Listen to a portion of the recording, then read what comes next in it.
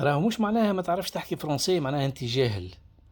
وقت اللي تحكي فرنسي مكسر، على اساس اللي انت ثقافوت، وعلى اساس اللي انت معناها انسان مودرن وكذا، وتدقدق له كرايم وتكسر له كرايم، وهذاك هو المشكل. راني نشوف اللي بلاتو دي تلفزيون كو سوا فنانين ولا رياضيين ولا اللي هو، خليني من الفنانين ما عنديش دخل فيهم، نحكي على سبورتيف الرياضيين.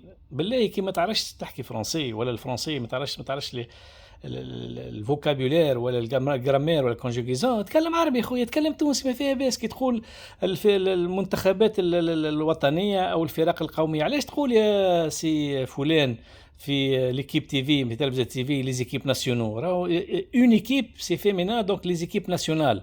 خويا كي ما تعرفش انت علاش عليه، خليك ها ريحته بالشراب. هذه الاولى. الثانيه، مات يتمنى في عنبه، عاش يتمنى في عنبه، مات على القول وعرجون. سي وهبي الخزري تو كلها ولا تحكي اللي هو كان التنمر عليه، واللي هو ما يحسبش مع تونس، واللي هو وقت اللي كان يلعب وكان سقيف الركاب الناس كل نازله فيه داخله في وهبي الخزري وهبي الخزري وهبي الخزري. تو ولاكم باهي، وهذيك هي صنعة التوانسه. وقت اللي واحد يخرج ولا يتوفى يهبط عليه وابل من المدح والمديح. الورك وقت اللي حي وباش تعطيه حقه لا. بالخزري وقت اللي كان يكور وسقيف ركاب حتى حد ما تلفت له، نتعداو.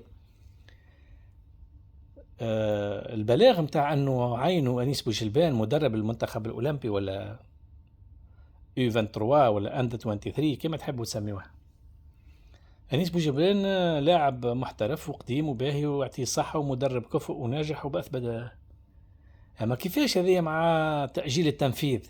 يعني تعينوا اليوم مدرب المنتخب الوطني وباش يبدا في جوان، وهو يدرب في جرجيس. كيفاه معناها هو توك يبدا في جرجيس وعنده عين في تبع في الجوارات وتخطط وتبرمج، ولا على الاقل خليه يخدم كونسونتري في جرجيس. معناها هو تويكا ينجم في اي ماتش يخسروا ما عندوش مشكل. هو هاني ماشي خويا مضمن انا بلاصتي في الكيب ناسيونال وماشي نرني على روحي، ربحت خسرت هزيت تيتر ما هزيتش تيتر ما عنديش مشكل، انا مضمن بلاصتي. كيفاش يا جامعه تونسيه، يا اتحاد كره قدم، يا مسؤولين، يا ولادي يهديكم توبوا لمولاكم؟